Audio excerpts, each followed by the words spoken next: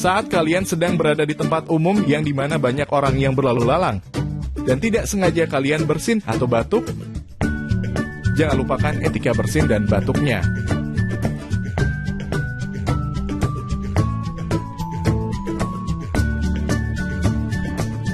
Etika yang pertama, hindari menutup mulut dengan tangan saat batuk atau bersin. Etika kedua, gunakan tisu untuk menutup mulut. Dan ketiga, segera buang tisu tersebut setelah dipakai. Etika keempat, jika tidak ada tisu, gunakan lengan bagian dalam. Dan kemudian yang kelima, segeralah cuci tangan dengan air yang mengalir.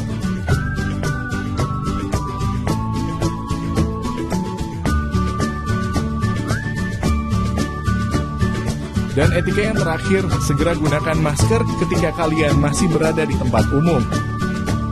Jadi seperti itulah etikanya.